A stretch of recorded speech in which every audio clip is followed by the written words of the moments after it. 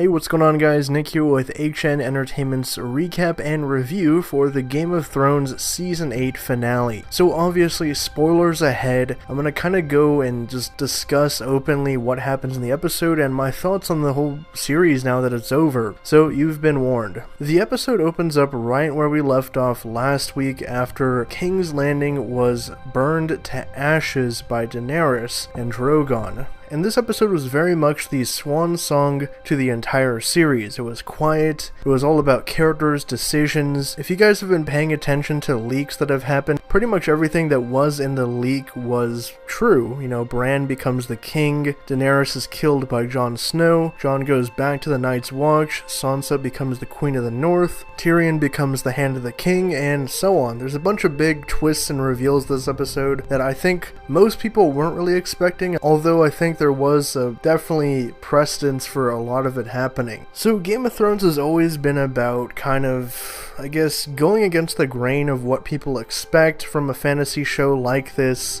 but also really showing us the worst and best of people. And I think that Daenerys being killed by Jon was something that had to happen. You know, as you watch the show, I think a lot of people were rooting for Dany to become the queen and to actually rule over the realm, Seven Kingdoms and everything. But as the show progressed and as things got closer to the finale, and especially after last week's episode, I think she showed her true colors. And while I've been very mixed about how they've handled certain things and everything, I have actually done some more thinking about it and kind of processing what's happening this final season. And a lot of Dany's change was kind of telegraphed throughout the show, and it always felt like she wasn't going to be fit to rule, you know, over the Seven Kingdoms. So I'm actually glad that she's not going to be the queen, and the way that they handled her ending, I think, was the best possible way they could have done it. And also the idea that Bran Stark is named the ruler of the Seven Kingdoms, well, the Six Kingdoms now, since the North is remaining independent,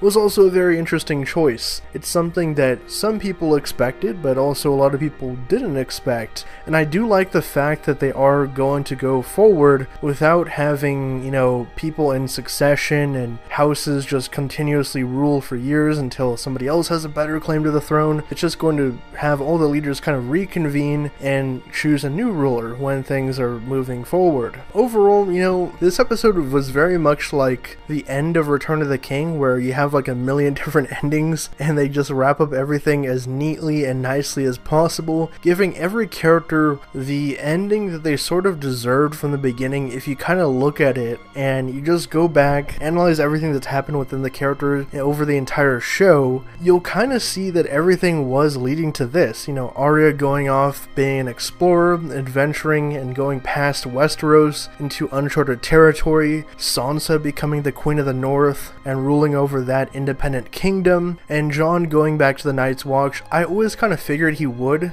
I never once thought that Jon would take up the Iron Throne or rule over the Seven Kingdoms or anything. It just didn't really make sense for his character. He never wanted it really, and he was always kind of at home with the Night's Watch. You know, that sense of brotherhood and duty. That's always been Jon's motto, so it makes sense that he goes back to the Wall and reunites with Tormund and Ghost. Another thing that I was kind of surprised by was the fact that Drogon escapes, but the cool thing is they kind of tease that Bran is going to warg into Drogon and help find him so they can actually bring him back to King's Landing and get him under control. So what did you guys think of the episode?